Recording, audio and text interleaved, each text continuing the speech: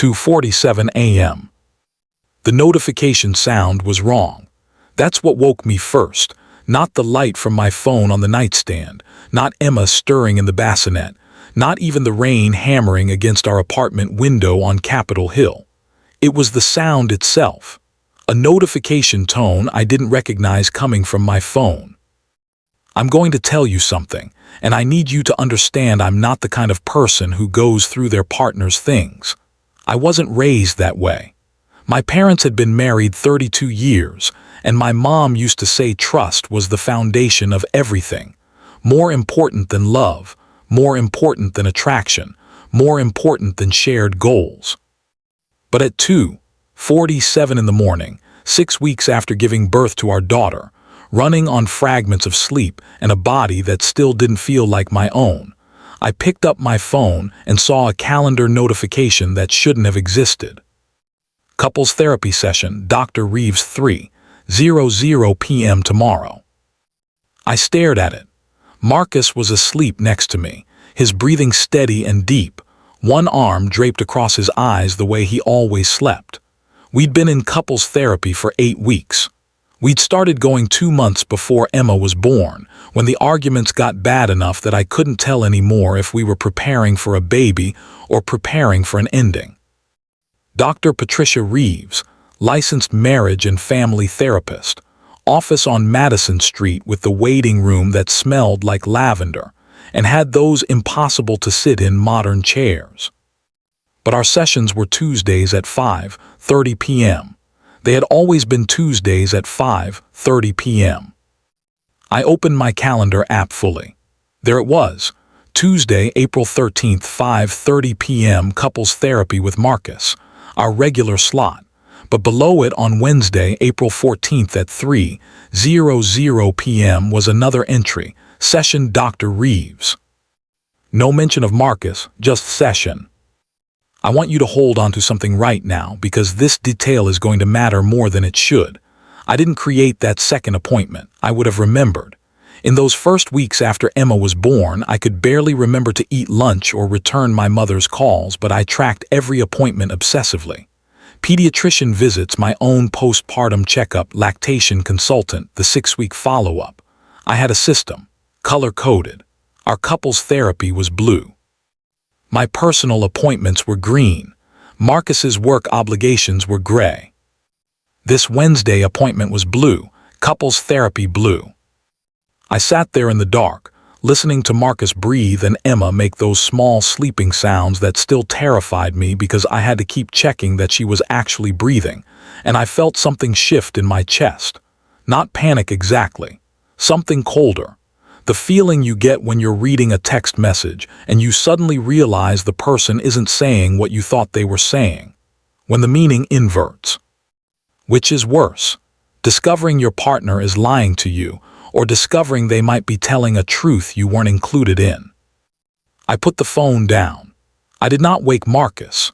I lay there until the rain sound changed from hammering to steady, until the room started to gray with early morning light, until Emma woke at 5:20 a.m. for her feeding, and I could get up and move and not have to think about that notification. But I was thinking about it. I'm still thinking about it. Let me back up. Let me tell you how we got to that night, because nothing happens in a vacuum. People always want the scary part first, the evidence, the proof, the moment it all fell apart.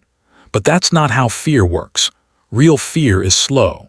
It builds in the gaps between normal moments. It's the thing that makes you go back through months of memory and realize you were watching the wrong details the whole time. Marcus and I met in 2018 at a friend's wedding in Portland. I was 26, working as a grants coordinator for a Seattle nonprofit focused on youth housing initiatives. He was 28, software engineer for a mid-sized tech company you've probably heard of, but I'm not going to name. We had that instant thing, not love at first sight, but recognition. Like we'd been waiting to meet each other and just hadn't known it. The first year was easy. He'd drive up from Seattle every other weekend, or I'd take the train down. We texted constantly. Long conversations about everything, politics, family, what we wanted, what scared us. He told me about his parents' divorce when he was 11, how he'd spent his teenage years shuttling between two households that both felt temporary. I told him about my anxiety, how I'd been in therapy since college, how sometimes I needed space, and it didn't mean I was pulling away. We got engaged in January 2019, moved in together that spring into a one-bedroom in Capitol Hill, expensive but manageable with both our incomes. Got married that October, small ceremony, just family and close friends. Everyone said we seemed solid, and we were. We really were. Until we decided to have a baby. I don't know if you've ever watched a relationship change shape in real time, but pregnancy does something to the architecture of a partnership. Suddenly, you're not just two people anymore. You're a unit making decisions about a future person, and every choice feels massive. Names, schools, parenting styles, whose job is more flexible, who's going to take leave, how much leave can we afford? Marcus got quieter, not withdrawn exactly, but more internal. He'd come home from work and go straight to his laptop, working on side projects he said were important for his career trajectory. When I'd ask him to come to bed, he'd say, "Just 30 more minutes," in this distracted voice, and 3 hours later I'd wake up alone and find him still at his desk, blue light washing his face. I started feeling like I was competing with something I couldn't see. By the time I was 7 months pregnant, we were fighting regularly. Small things that exploded. He forgot to pick up the prenatal vitamins. I snapped about the dishes. He said I was being controlling. I said he was being absent. The kind of fights where you're not actually fighting about dishes or vitamins. You're fighting about whether this person sees you, whether they're going to show up, whether you made a terrible mistake. My best friend Lauren, she's been in my life since college. She knows me better than anyone. She was the one who suggested couples therapy. She said it gently, over coffee in February 2021, when I was 8 months pregnant and crying in a cafe bathroom because Marcus had missed our hospital tour. She said, "You two love each other, but you're not speaking the same language right now. Sometimes you need a translator." So we found Dr. Reeves. Her practice specialized in perinatal counseling, working with couples navigating pregnancy and early parenthood. Her website said she used an attachment-focused approach and emphasized emotional safety and communication repair. It sounded right. Our first session was February 23rd, 2021. I remember because Emma was born exactly 3 weeks later. Dr. Reeves was in her early 50s, warm but professional, the kind of therapist who doesn't let you hide behind vague language. She had us each talk about our primary fears around becoming parents. I said I was afraid Marcus wasn't ready, that he'd pull away when things got hard.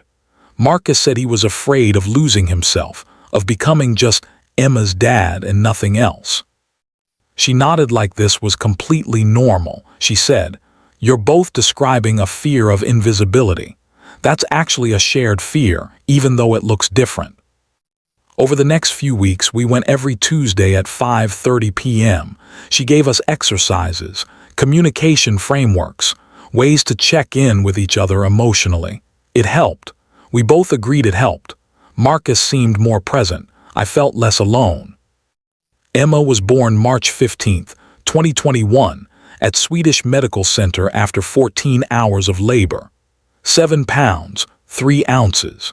She came out screaming and perfect, and I felt my entire life reorganize itself around this tiny human who couldn't even focus her eyes yet. The first 2 weeks were a blur. My mom came and stayed with us. Marcus took his paternity leave 2 weeks, which his company presented like it was generous. We were both exhausted, operating on adrenaline and terror, and something that felt like love but was maybe just biological imperative. When my mom left and it was just the 3 of us, that's when the real pressure started. Emma didn't sleep. I knew newborns didn't sleep like adults, but I wasn't prepared for the reality of waking every 90 minutes every night for weeks. I was breastfeeding, which meant I was the only one who could do the primary comfort. Marcus would get up with me sometimes, change diapers, rock her while I used the bathroom, but fundamentally it was my body she needed. I started to feel like I was disappearing, not metaphorically, literally. I'd look in the mirror and not recognize myself. I'd lost 15 pounds in 2 weeks because I kept forgetting to eat. My hair was falling out in clumps in the shower. I wore the same 2 outfits on rotation because nothing else fit and I didn't have the energy to care. Marcus went back to work after 2 weeks. Suddenly I was alone all day with Emma, and the apartment that had seemed cozy when it was just us felt like a cage. I'd text Marcus updates. She slept for 40 minutes. Changed another blowout diaper, and his responses got shorter. Nice. Thumbs up, busy day, talk tonight. Except at night he'd be tired from work, and I'd be tired from Emma, and we'd move around each other like roommates, not partners. He'd offer to take her so I could shower, and I'd feel grateful and resentful at the same time. Grateful for the help, resentful that it was framed as help when this was equally his child. We kept going to therapy. Our first session after Emma was born was March 30th. She was 2 weeks old. I brought her with us because she was too young to leave, and I was terrified something would happen if I wasn't watching her. Dr. Reeves said that was normal, that postpartum anxiety was real and valid. That session was hard. I cried through most of it. I told Dr. Reeves I felt invisible, that Marcus looked at his daughter like she was a miracle but looked at me like I was an obligation. Marcus said that wasn't fair, that he was doing everything he could, that he was exhausted too. Dr. Reeves asked me, "What do you need from Marcus right now, specifically?" I said I need him to see me, not just as Emma's mom, as a person who's scared and tired and still here. She asked Marcus, "Can you do that?" He said, "I'm trying." But trying isn't the same as doing, is it? Over the next few weeks, something started to feel off. I couldn't name it at first. It was just this sense that Marcus was somewhere else. Not physically. He came home from work, he did his share of baby duties, he was present in the mechanical sense. But emotionally, there was a distance. He started having more evening meetings. Quarterly planning sessions, he said. They'd run until 8 or 9 p.m., sometimes later. He'd come home and I'd have already put Emma down for her longest sleep stretch, the precious 3 hours between 7 and 10 p.m. before she'd wake again. And he'd kiss me on the forehead and heat up leftovers and eat alone in the living room while scrolling his phone. If you've ever felt your partner pulling away in real time, you know this feeling. It's not dramatic. There's no fight, no accusation. It's just absence, the slow leak of presence. I started checking in more during the day. How's work? What time will you be home? Can we do something this weekend, just us? His answers were fine, normal, but they felt scripted, like he was responding to an email from HR, not his wife. In therapy, our regular Tuesday sessions, he seemed more engaged. He'd talk about his stress at work, his fear that he wasn't bonding with Emma the way he should, his guilt about not being able to help more because of his schedule. Dr. Reeves would validate him, then redirect to us as a couple. How can you two stay connected during this intense period? We'd come up with plans. Date nights once my mom could babysit. Daily check-ins where we each shared one thing we needed. A weekly State of the Union conversation where we addressed resentments before they built up. But here's what I started noticing. The plans never quite happened. Or they'd happen once, and then the following week there'd be a reason why we had to skip. Marcus's work deadline. Emma's pediatrician appointment running late. My mom getting sick and canceling babysitting. By early April, 3 weeks after that notification sound woke me at 2:47 a.m. I was starting to feel crazy, like I was inventing problems. Marcus hadn't done anything obviously wrong. He wasn't cruel. He wasn't absent. He was just slightly out of reach. And then there was the therapy schedule thing. After that night I saw the Wednesday 3 p.m. appointment, I started paying closer attention to our calendar. I didn't say anything to Marcus. I don't know why. Maybe I was testing something. Maybe I wanted to see if he'd mention it. He didn't. Tuesday, April 13th came. Our regular session at 5:30 p.m. We went together. Marcus drove while I sat in the back with Emma in her car seat, monitoring her like I always did, making sure her head wasn't slumped forward, making sure she was breathing. It was raining. Seattle spring rain, the kind that's more mist than water, that gets into everything. The session was fine, normal. We talked about sleep deprivation and communication. Dr. Reeves asked if we'd been implementing the check-in structure. I said I'd been trying, but it was hard to coordinate. Marcus said work had been insane. She nodded, made notes in her leather portfolio. She always wrote by hand, never on a laptop, and told us to keep trying, that we were doing better than we thought. At the end, as we were leaving, she said, "See you next week, same time." Both of us said, "See you then." But Wednesday was the next day, and that 3 p.m. appointment was still in my calendar. I didn't sleep well that night. Emma was up every 2 hours, and in between I lay there thinking about that notification. At one point, around 4 a.m., while I was feeding Emma in the dark nursery, I pulled up my phone and checked our calendar again. The appointment was still there, Wednesday, 3 p.m., session Dr. Reeves. I checked Marcus's calendar. We had shared access, part of our couple's efficiency system from before Emma. His Wednesday showed meetings, 10 a.m. product sync, 1 p.m. one-on-one with his manager, and then nothing at 3 p.m. His calendar was blank from 2:30 to 5 p.m. That's when I noticed something else. I went back through our shared calendar, scrolling to previous weeks. Every Tuesday at 5:30 p.m. there was our couple's therapy, color-coded blue, but on certain Wednesdays, not every week but some weeks, there were these single entries. Session Dr. Reeves, same blue color coding. Same time, 3 p.m. I counted them. 5 appointments total over the past 8 weeks, always on Wednesdays, always at 3 p.m., always just session. No mention of both of us, no specification that it was couples therapy. My hands started shaking. Emma finished feeding and I had to put her down carefully because I wasn't sure I could hold her steady. I went back to bed. Marcus was still asleep.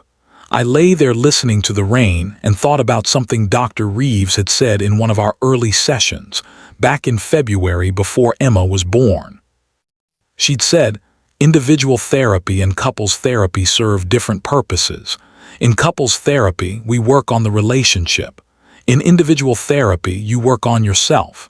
Sometimes people need both, and that's okay. But it's important to be transparent about what work you're doing where. At the time, I'd thought she was just explaining general therapy philosophy. Now I wondered if she'd been hinting at something. Wednesday morning, I didn't say anything to Marcus about the appointment.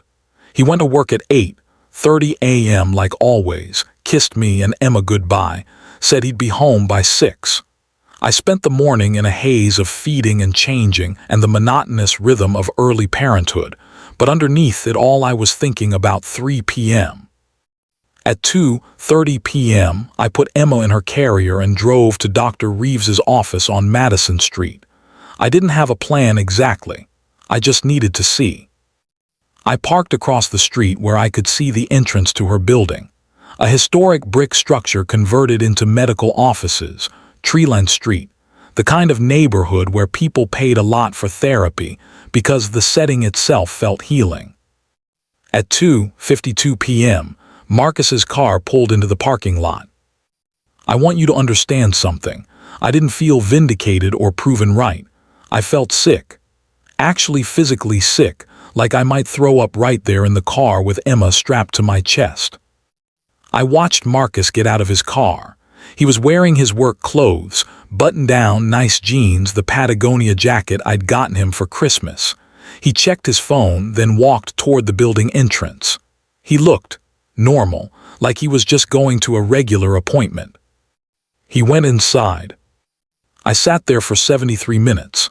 I know because I watched the clock on my dashboard the entire time, feeding Emma when she fussed, rocking her, whispering, "It's okay, it's okay." even though I had no idea if anything was okay.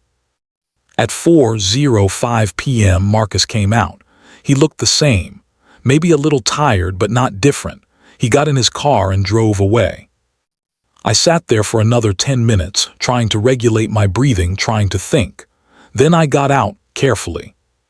Because Emma was asleep against my chest, and I walked into the building. Dr. Reeves's office was on the second floor. I'd been there 8 times now, I knew the way. The waiting room was empty. The receptionist, a young woman with a blonde bob who was always professional but warm, looked up when I came in. "Hi," I said. My voice sounded strange, too light. "I'm Sarah Chen. I have sessions with Dr. Reeves on Tuesdays with my husband Marcus." She smiled. "Of course, do you need to reschedule?" "No, I had a question about our account. I saw some appointment entries in our calendar and I wanted to confirm our schedule." She pulled up something on her computer. "Sure, you're scheduled for Tuesdays at 5:30 p.m., is that right?" "Yes, but I'm seeing some Wednesday appointments as well." Her expression didn't change, but something in her face became more careful. "Those would be individual sessions. Would you like me to check with Dr. Reeves about any billing questions?" "Individual sessions," I repeated. "Yes, is there a problem with the scheduling?" I shook myself. No problem, thank you." I left before I could ask anything else, before I could break down in front of a stranger, before Emma could wake up and start crying and make everything more complicated. I drove home on autopilot. Marcus wouldn't be back until 6 p.m., he'd said. I had time to think, to decide what this meant, to figure out what to ask. But here's what I kept circling back to. It wasn't the individual therapy that bothered me. People have individual therapists. I had my own therapist before we started couples counseling. What bothered me was the secret. The calendar entries that said Session Dr. Reeves in our shared calendar, color-coded as couples therapy, but weren't couples therapy at all. Why make it look like we were going together if he was going alone?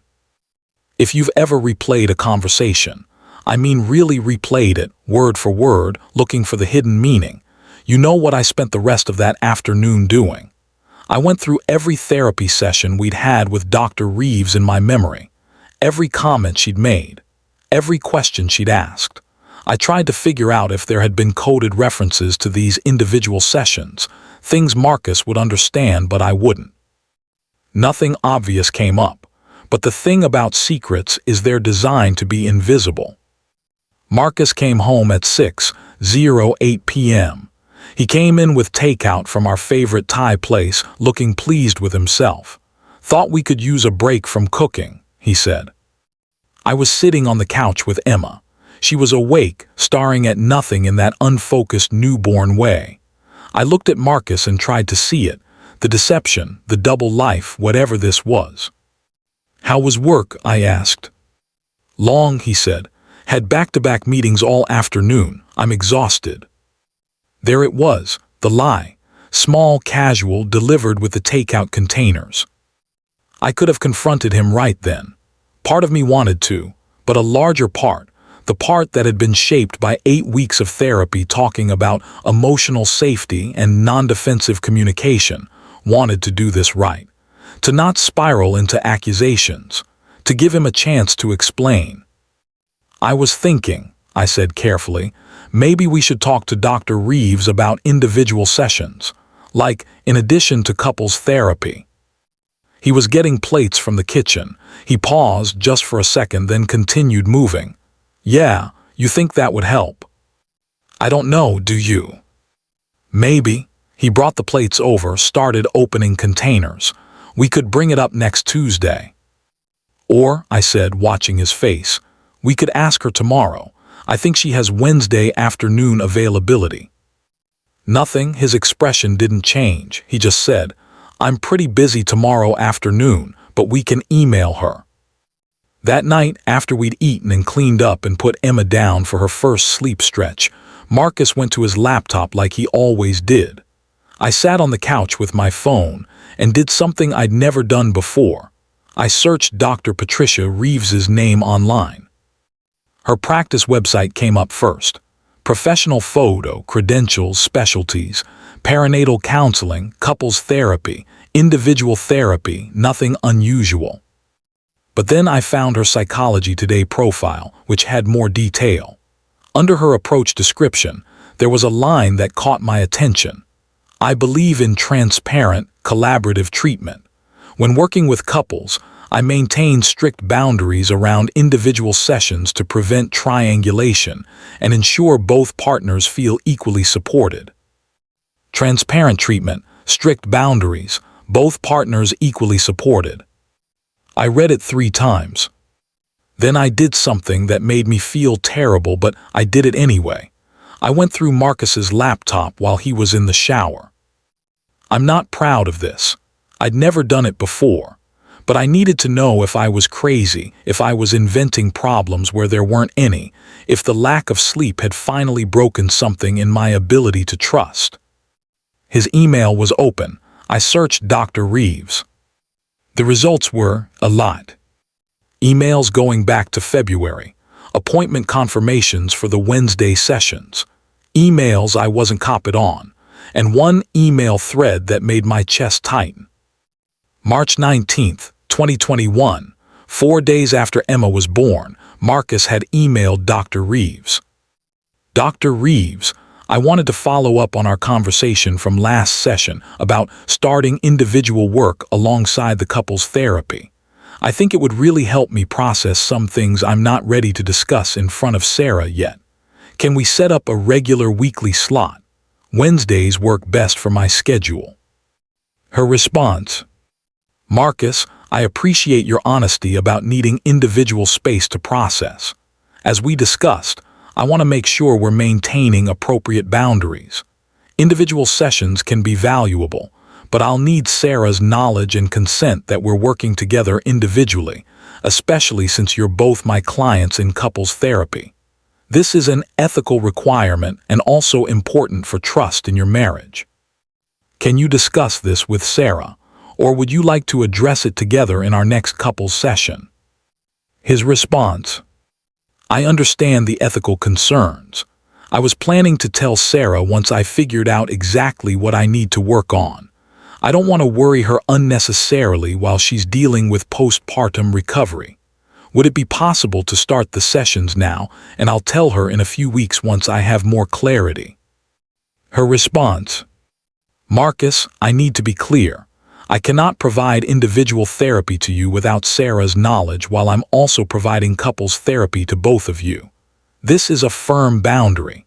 If you need individual support right now, I can provide some referrals to other therapists, or we can discuss this transparently with Sarah in our next session.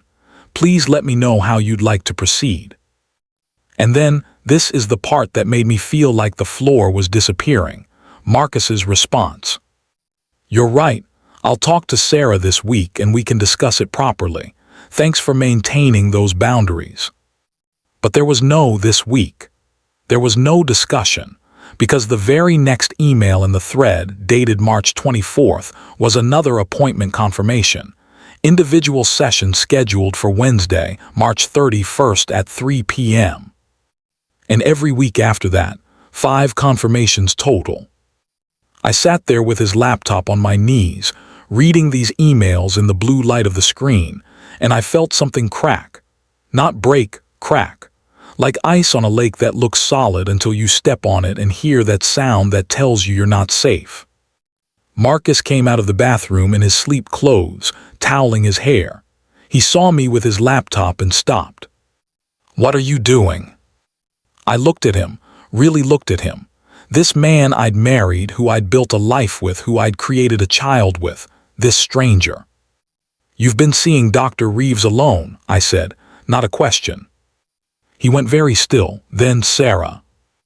Every Wednesday at 3 p.m. for 5 weeks, individual sessions, while telling me you were busy with work meetings. I can explain. Did she know? Did Dr. Reeves know you were lying to me about it? I didn't, it's not like that. Then what is it like, Marcus? He sat down heavily on the chair across from me, ran his hands through his wet hair. I needed space to figure some things out. What things? About us, about being a father, about whether he stopped. Whether you what? Whether I made a mistake. The room got very quiet. The only sound was the white noise machine in Emma's room down the hall, the low hum of traffic from the street below. A mistake, I repeated. Not Emma, never Emma, but us. This. Getting married so fast, having a baby so soon, jumping into this life without really thinking about what I was giving up. And you needed to discuss this with our couple's therapist privately, behind my back. Dr. Reeves wouldn't see me at first. She said it was unethical, but I convinced her that I needed individual space to process things before bringing them to couples therapy, that it would actually help our sessions if I did my own work first. So she knew you were lying to me. I wasn't lying, I didn't tell you yet. That's lying, Marcus. That's the definition of lying. He didn't argue with that. He just sat there looking miserable and somehow young, like a kid caught doing something wrong. I thought about all those Tuesday sessions where Dr. Reeves had asked us questions, facilitated our conversations, helped us communicate. And the whole time she'd had this other context, this other relationship with Marcus that I wasn't part of. Every time she'd said, "Marcus, how does that make you feel?" Or, "Marcus, can you share more about that?" Had she been referencing things from their private sessions? Were there layers to the conversation I couldn't see? "What did you talk about?" I asked. "In your sessions?" I don't think I should say it was therapy, it's private." "Your therapy with my couple's therapist is private from me." "That's not." "What did you talk about, Marcus?" He was quiet for a long time. Then, I talked about feeling trapped, about how everything changed when you got pregnant and it felt like I didn't have a choice anymore. About how I look at Emma and I love her, but I also resent her sometimes because she represents everything I didn't get to do. About how I look at you and I feel guilty because you're struggling and I should be helping more, but I also feel angry because you seem to need so much from me and I don't have anything left to give. I absorbed this. Each sentence was like a small cut, not deep enough to kill you but enough to bleed. "And Dr. Reeves," I said carefully, "what did she say about all this?" She helped me understand it. She said it was normal to have ambivalent feelings, that the transition to parenthood is hard, and it's okay to grieve the life you had before. She said the important thing was to process these feelings in a safe space so they didn't come out in harmful ways. "Did she ever suggest you talk to me about this?" "Every session. She always said we'd need to discuss it together eventually, but she also said I needed to do my own work first, to understand what I was feeling before bringing it to you." "And when exactly were you planning to bring it to me?" He didn't answer. I stood up, handed him his laptop. "I need to sleep, or try to. Emma will be up in an hour." "Sarah, I don't want to talk anymore tonight." I went to bed. I didn't sleep. I lay there listening to Marcus eventually come to bed, listening to him breathe, listening to Emma through the monitor, and I thought about trust and betrayal and all the small ways a relationship can be dismantled without anyone raising their voice. The next morning, I called Dr. Reeves's office. The receptionist answered cheerfully. I asked to speak with Dr. Reeves directly, said it was urgent. She called me back 20 minutes later. "Sarah, I got a message you called. Is everything all right?" "No," I said. I was sitting in the nursery, Emma in my lap, my voice very calm. "Everything is not all right. I found out you've been seeing Marcus individually while also providing couples therapy to both of us." There was a pause. "Sarah, I understand you're upset, can we?" "Did you tell him it was unethical? Did you tell him you needed my consent?" "Yes, I made it very clear that." "And yet you saw him anyway, 5 sessions, without my knowledge." "Sarah, I want to be transparent with you. Yes, I've been meeting with Marcus individually, but not in the way you might think. These weren't therapy sessions in the traditional sense. They were consultation sessions to help him prepare for our couple's work. That's a distinction without a difference. I understand why it feels that way, but I want you to know that in every one of our individual meetings, I emphasized that he needed to communicate with you. I never supported keeping this from you. In fact, I've been encouraging him to discuss it with you for weeks. But you didn't tell me yourself. I couldn't. That would violate his confidentiality. So my husband's confidentiality is more important than my right to know that my therapist has a separate relationship with him. It's not about importance. It's about ethical requirements. I'm bound by confidentiality, but I also recognize that this situation has created a breach of trust, and for that I'm sorry. Are you? Because from where I'm sitting, it seems like you chose him over me, over us. That's not what happened, but I understand why you see it that way. I don't want to come to therapy next Tuesday. I understand, but Sarah, I think we should meet, the three of us, to process this. Running from it won't. I'm not running, I'm protecting myself. I hung up before she could respond. Over the next few days, Marcus tried to talk to me, multiple times, but I couldn't hear him yet. I was too busy replaying everything, every therapy session, every conversation, every moment where I'd felt something was off and been told I was imagining things. The worst part wasn't even the secret sessions. The worst part was the calendar entries, those blue-coded appointments that made it look like we were going together. That was deliberate. That was designed to hide it from me while keeping him organized. On Sunday, 5 days after I'd confronted Marcus, I got an email from Dr. Reeves. The subject line was regarding our therapeutic relationship. I almost deleted it without reading, but something made me open it. Dear Sarah, I want to address the situation involving Marcus's individual sessions more fully than I could on the phone. You deserve clarity, and I owe you an explanation. When Marcus first approached me about individual work, I declined based on ethical guidelines around treating couples therapy clients individually. However, he was persistent, and after several conversations, I made a decision that I now recognize was a mistake. I convinced myself that these consultation sessions, focused specifically on helping Marcus prepare for couples therapy, were different from traditional individual therapy and therefore ethically permissible.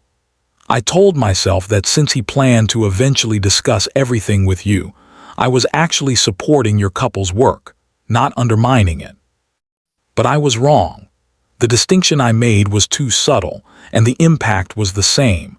You were excluded from knowledge about a therapeutic relationship that directly affected you. This was a failure of judgment on my part. I want to be clear, Marcus never asked me to deceive you. In fact, in every session I urged him to tell you. But I also continued to see him despite knowing he hadn't told you yet. That was my choice, and it was the wrong one. If you and Marcus decide to continue couples therapy, it should be with a different therapist. I've broken the trust necessary for effective couples work, and I recognize that. I can provide repair.